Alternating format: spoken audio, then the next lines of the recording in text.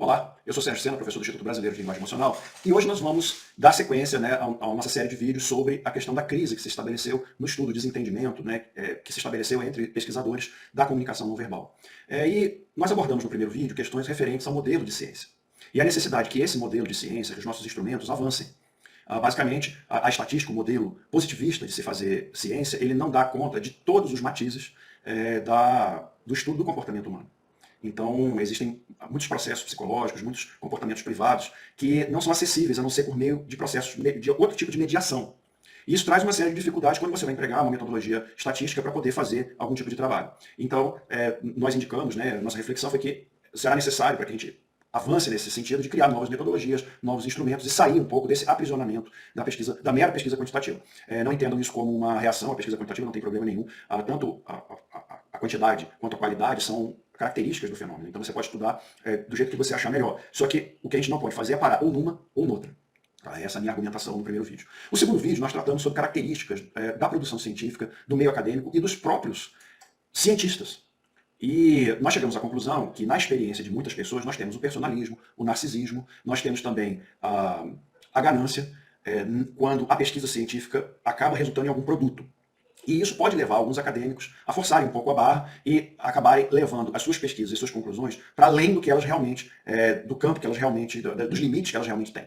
Então essa é a nossa conclusão. E por outro lado, como as pessoas que não são acadêmicos têm se apropriado dessas pesquisas, desses resultados, para criar produtos e fazerem a divulgação disso aí. Hoje nós vamos tratar de aspectos éticos e possíveis aspectos de violação de direitos humanos, que eu acho que é o estopim, assim, é um dos motivadores de, atualmente, nós temos tanta reação à pesquisa científica em comunicação não verbal.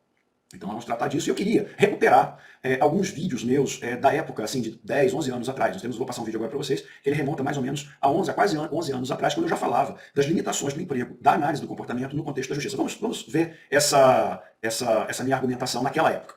Sérgio, com relação à justiça, a comunicação não verbal, ela pode ser utilizada nesse meio? A gente falou um pouco sobre isso no finalzinho do último bloco. É verdade. Olha só, ela pode. Observem aí, eu não costumo fazer análise, não, mas como sou eu mesmo, acho que vocês aceitam que eu analise a minha própria fala, né? Nessa época, você vê que eu já hesitei um pouco em começar a responder, porque a repórter, a jornalista, me fez uma pergunta de sim ou não. E essa pergunta não admite uma resposta só sim ou não. Então, como nada foi combinado, eu não sabia quais eram as perguntas que ela ia fazer, foi uma entrevista longa, ela tem 4 blocos, acho que são quase 2 horas de entrevista. Eu não sabia o que ia ser perguntado. Então eu hesito. Por que eu hesito? Porque naquela época eu já tinha muitas reflexões sobre os riscos do emprego da análise do comportamento para tirar conclusões e o seu uso no contexto judicial. Vamos dar uma olhada na minha argumentação então agora. Deve ser utilizado, mas dentro dos limites dela. Todo o conjunto de técnicas tem possibilidades e limites e limitações. Né? Às vezes as pessoas querem utilizar técnicas além dos limites que elas têm. Então, por exemplo, existem alguns países que estão verificando a possibilidade de utilizar a análise do comportamento não verbal do comportamento humano como um meio de prova, se uma pessoa está mentindo ou não. Esse tipo de abordagem ele sempre é muito problemático porque a nossa agitação, o nosso movimento, ele pode se dar da mesma forma por vários motivos diferentes. Então essa é a dificuldade da utilização desse tipo de observação prática, né, desse tipo de observação na obtenção de qualquer tipo de prova no contexto judicial. No entanto, como um instrumento, como um conjunto de técnicas utilizado na investigação, ele é muito interessante. Então aqui nós vimos claramente a minha opinião naquela época, mais de uma década atrás, sobre esse uso. É muito semelhante ao questionamento, por exemplo, do uso do polígrafo. Eu acho que o polígrafo é até mais fácil do que a análise do comportamento, mais fácil de utilizar. Por quê? Porque são parâmetros de alteração do sistema nervoso autônomo. Então é muito mais objetivo. Você tem um equipamento que faz essa medição. E por que o polígrafo, no mundo inteiro, ele não é aceito? Vocês entendem? Então, nós já temos um precedente que indica claramente que dificilmente uma abordagem tão subjetiva será bem aceita no meio judicial. Essa é a minha opinião, a gente não sabe o que vai acontecer, como eu sempre digo, não tem bola de cristal, mas nós já temos uns precedentes antigos, o polígrafo é do século XIX. Existe um questionamento muito grande sobre a validade dele. Na verdade, o polígrafo ele é uma medição de variações de parâmetros do sistema nervoso autônomo. Quem faz a análise daquilo é o especialista, é o operador da máquina e o especialista naquilo ali. E mesmo assim, não é aceito. Aqui no Brasil, por exemplo, não é. Então a possibilidade desse tipo de técnica vir a ser aceita, bem recebida, pode ter uma pessoa ou outra, um juiz ou outro, que aceite, que leve em consideração isso, mas eu não acredito que em contextos, por exemplo, do direito penal, esse tipo de abordagem venha a ser aceito. Até porque ele se remete a comportamentos privados, ele se remete a processos psicológicos que a gente só tem acesso por mediações. E é isso que você vai encontrar nessa literatura científica que está saindo agora questionando tudo isso. E como é que eu acho que surgiu isso? Surgiu da necessidade dos governos de automatizarem a análise do comportamento. Ela sai da mão dos humanos e entra num algoritmo. Então eu acho que essa foi a principal motivação dos opositores da utilização da análise do comportamento não verbal para essa questão da detecção da mentira, da detecção de violência. Por quê? Existe uma visão de que o comportamento não verbal, ou seja, a análise do comportamento não verbal, pode indicar uma probabilidade de comportamento futuro. Foi isso que, essa ideia que está por trás da automatização da análise. Por outro lado, como é que você vai analisar o comportamento de milhares de pessoas que transitam, por exemplo, num aeroporto, sem automatizar? Vocês entenderam? É tipo de um dilema. Então, se um pesquisador diz que tem uma fórmula, as pessoas dizem, você tem uma fórmula, você tem um método, então vamos automatizar esse método. Só que outras pessoas começaram a ver que havia falhas nessas teorias que dizem que são capazes de ser automatizadas e que essas falhas podiam levar a questões de violação de direitos humanos. E aí começa uma oposição. É a mesma coisa, não sei se vocês estão acompanhando a polêmica, do reconhecimento facial lá na Inglaterra. Por quê? A polícia instalou algumas câmeras e ela fica reconhecendo a face das pessoas, dos transeuntes. Quando existe algum tipo de mandado de prisão, quando existe algum tipo de questão judicial ou policial em relação a uma pessoa, ela é abordada. Só que o estado da arte do reconhecimento facial, ele permite alguns erros. E isso está sendo questionado lá. É a mesma coisa, você tem a tentativa de automatização para utilização para algum fim, ou segurança pública, ou justiça, e acaba dando esse tipo de problema. Por outro lado, os opositores, na minha maneira de entender, eles estão vindo muito fortes, é muito pesada, então eles estão desqualificando. Eu outro dia assisti alguns vídeos, tem vários vídeos aí na internet, e basicamente eu vi argumentos contra a pessoa, sabe? Então citam trabalhos científicos, estudos, mas tentam detonar tudo que a pessoa fez. Isso não está correto, isso. Porque o conhecimento científico ele é acumulativo. Então, apesar de ter alguns problemas, a pessoa não vai resetar, não tem um botão de reset no trabalho dela, ou ela nega que aquilo ali foi válido, ou ela continua construindo e tomando outra direção. Muitos pesquisadores fazem isso. Então é muito difícil que um pesquisador ele venha a negar o trabalho dele anterior. Entende? É por isso que cria-se todo esse embate de um dizendo que é, outro dizendo que não é. E eu fico imaginando as pessoas que não são do ramo, muitas vezes você é um pesquisador, mas você não é um pesquisador da comunicação não verbal. E você não tem ainda uma visão do desenvolvimento disso ao longo do tempo. Eu já tenho 25 anos nisso. Então eu vou vendo como as coisas vão se estabelecendo. Já naquela época, 10 anos atrás, 11 anos atrás, eu já alertava, olha, eu estou vendo que isso aqui vai tomar um rumo que não é muito bom. Aí o que aconteceu? Esses governos foram investindo muito dinheiro, teve gente recebendo bolsas de milhões de dólares, para desenvolver, para automatizar as suas teorias, os seus métodos. Então tem muita gente que enriqueceu com isso. Depois a pessoa vai dizer que ela enriqueceu com base em conhecimento que não é válido. Outra coisa, você vai ver aí artigos na internet falando de junk science, de lixo científico. Isso não está correto, não é lixo. Entende? Então eu estou achando que tanto as vozes que tentam defender, elas estão exageradas nas possibilidades dos métodos, quanto essas vozes que tentam fazer a crítica, elas também estão exageradas, dizendo que nada está correto. Isso também não é verdade. E vamos ver então o que eu falei naquela época sobre o uso desse conhecimento no campo da investigação. Eu acho que na justiça realmente é muito complicado. Mas na investigação, principalmente na investigação policial, eu vejo muitas possibilidades. Vamos ver o que eu falei então naquela época. O mentiroso, por exemplo, vamos já colocar uma situação prática. O mentiroso. Uma das principais técnicas que o mentiroso usa, isso namorado, namorada, mãe, não importa que mentiroso é, o mentiroso profissional, não importa. Uma das principais técnicas é esgotar os meios de investigação. Ele cria tantas hipóteses que você não tem como dar conta daquilo. Como é que, por exemplo, o cara ele te conta uma história que tem muitos temas, ela passa por muitos lugares, ela é muito complexa, né? Então, quer dizer, essa história ela tem a finalidade de esgotar a sua capacidade de investigar. Você observando o comportamento não verbal ao longo dessa mesma história, você pode então priorizar determinadas partes dessa mesma história. Por exemplo, a pessoa está te contando uma história e ela tem expressões de medo. Por que uma pessoa iria sentir medo contando aquela história? Olha aí um ponto, um item, para você priorizar. A pessoa mostra vergonha. Por que numa história grande, em determinado tema, ela mostraria vergonha? Tá aí uma outra para você priorizar. Não quer dizer que ela seja culpada, não é nada disso que eu estou querendo dizer. Mas ali é um item que você deve priorizar. Ela sente, por exemplo, tristeza. Olha ali um outro item que você vai. Então você vai observando, e aí você vai vendo o comportamento dela, e a partir daí você pode, por exemplo, raiva. Ela diz que amava uma pessoa, mas tem expressões de raiva. Olha que coisa interessante, essa dissonância, essa diferença entre o que está sendo dito e o que está sendo falado pelo corpo. Então, como uma técnica auxiliar nesse contexto investigativo, ela é excelente. Ela serve para você acabar com se contrapor a essa tentativa do mentiroso de esgotar a sua capacidade de investigar. Então era isso que eu defendia na época e defendo ainda hoje. Que você utilizando os métodos dentro das limitações dele, você vai evitar muitos problemas de questionamentos éticos sobre aquilo. Nós vamos ver, eu vou passar ainda outros vídeos meus sobre a questão de você utilizar, muitas pessoas procuram isso, para utilizar no meio familiar. Então, a pessoa se coloca como um investigador, quando na verdade nós não somos. Isso é uma outra questão ética muito forte, que acaba trazendo problemas, e esses problemas vêm à tona, e aí então começa uma reação negativa. E eu quero lembrar que, por exemplo, no século XIX, Cesare Lombroso, ele tentou fazer uma análise do comportamento através de elementos do corpo. E quando as pessoas começaram a ver o absurdo que isso era, custou ao estudo da comunicação não verbal 50 anos de resistência dos pesquisadores publicarem, de interesse pelo tema. E ninguém analisa isso. Eu tenho muitas coisas escritas sobre Lombroso, né, e os impactos negativos da pesquisa dele, da confusão das pessoas, confundiram tudo aquilo com comunicação não verbal. E você tem uma escassez muito grande de trabalho sobre comunicação não verbal no início do século XX. Na minha maneira de entender, é historicamente vinculado a uma reação ao trabalho do Lombroso. E você vê como é que o pesquisador tem que ter muito cuidado quando começa a ver um discurso de que aquele campo de estudo é um risco de violação de direitos humanos. Por que as pessoas estão falando isso, que é um risco? Porque quando você automatiza, e principalmente quando você tira o elemento humano e acrescenta as inteligências artificiais para fazerem esse trabalho, Tá? É o que está acontecendo, por exemplo, em redes sociais. Você vai ver, por que Sérgio Sena não usa quase redes sociais? Na verdade, por mim, eu nem teria redes sociais. Porque eu não sinto necessidade disso, de expor a minha pessoa, de expor as coisas. Eu gosto de expor as minhas ideias. Então esse é o único motivo de eu continuar. Porque é uma manipulação, é uma tentativa de manipulação muito grande. Agora, com as inteligências artificiais, e eu tenho artigos escritos sobre isso, apresentação em congresso sobre isso, você pode procurar, vai ser um inferno para nós. Porque toda hora você vai estar sendo patrulhado e você vai ter o seu comportamento de alguma maneira monitorado. E você vai sofrer uma série de tentativas de manipulação com duas características imbatíveis, que é a ubiquidade, ou seja, onde você estiver, você está utilizando um dispositivo móvel, você está sendo monitorado. Então a ubiquidade desses sistemas, né, ele praticamente é onipresente. Onde tiver uma rede, onde você estiver conectado, você está sofrendo aquilo ali. E o outro é o seguinte, a persistência.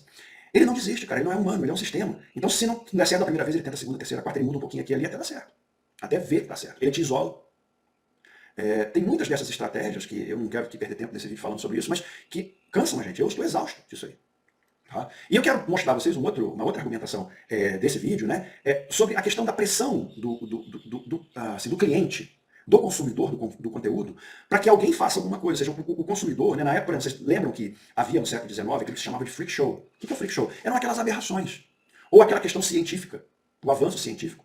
A Torre Eiffel, por exemplo, está aí até hoje, ela foi construída para uma feira científica. E o pessoal gostou e acabou deixando lá. Ela ia ser desmontada. Se vocês não sabem, procure a história da Torre Eiffel. Ela ia ser desmontada depois daquela feira de ciências. Mas todo mundo gostou e acabou deixando lá.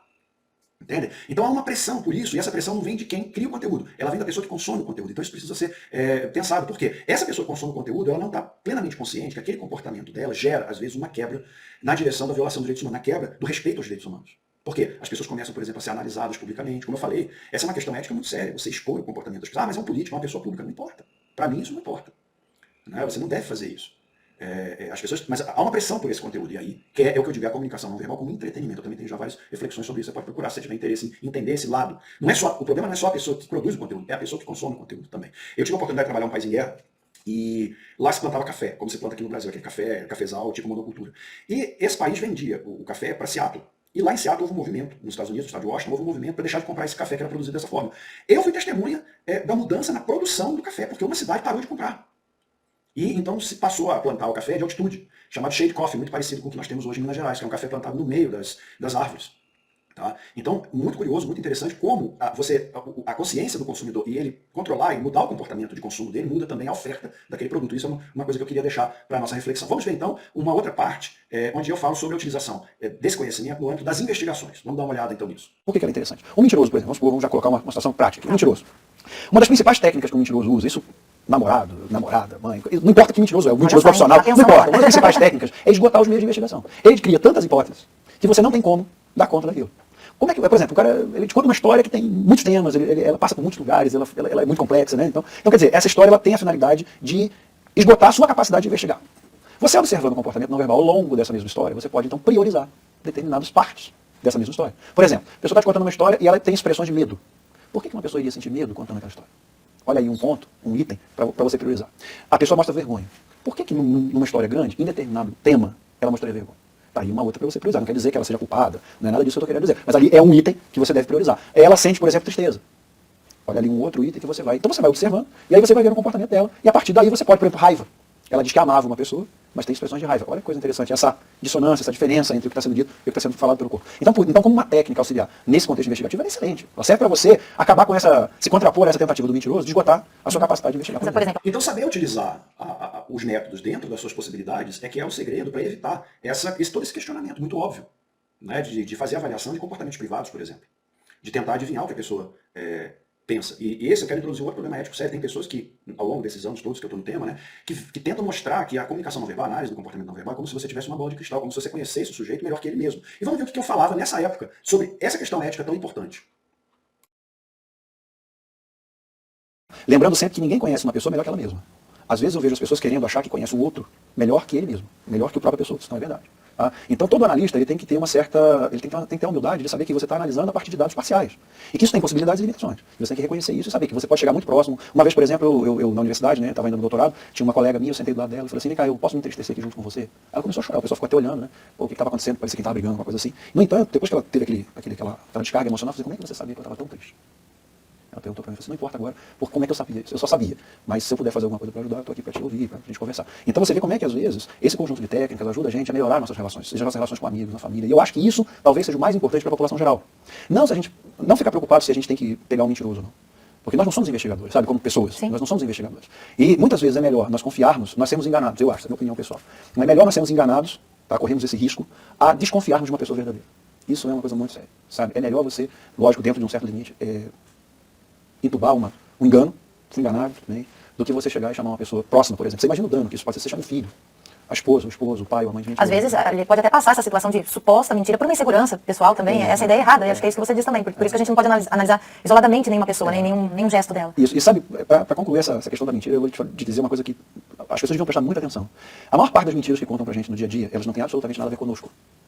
Ela é fruto da incapacidade emocional do mentiroso, de lidar com suas emoções. É exatamente isso. Né? Essa questão do narcisismo, a gente volta de novo, né? O narcisismo do próprio analista. E quando isso é apropriado no senso comum pelas pessoas, você não tem nenhum tipo de orientação, controle sobre isso aí. Então isso você já imagina os problemas éticos. Pessoas que frequentam os meus cursos, os meus alunos podem dizer isso, né? Quantos alertas eu faço para eles não se tornarem um investigador dentro de casa. Isso não vale a pena.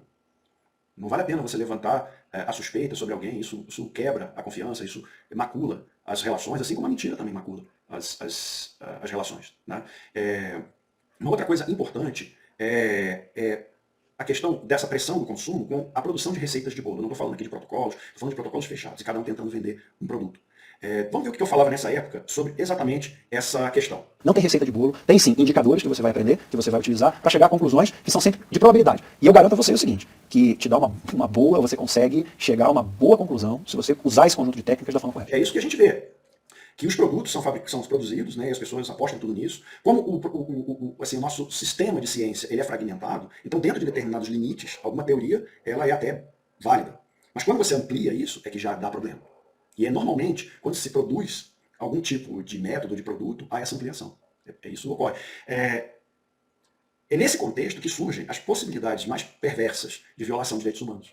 Quando se começa a analisar o comportamento das pessoas e a partir daí se restringe a liberdade delas, algum tipo de restrição, é colocado algum tipo de rótulo, é colocado nela. E isso é muito ruim para a sociedade. Tá? Então eu queria encerrar minha série de vídeos preparatórios, né, de reflexão sobre a crise que se estabeleceu no comportamento não verbal. Quero convidar você a assistir um próximo vídeo que eu vou produzir sobre o futuro, o que eu penso, reflexões sobre o futuro da análise, do estudo científico da comunicação não verbal. Muito obrigado, não esqueça de dar uma olhada aí na descrição do vídeo para ver os links para os outros vídeos dessa série e também outros temas que eu vou deixar aí. Muito obrigado e até a próxima.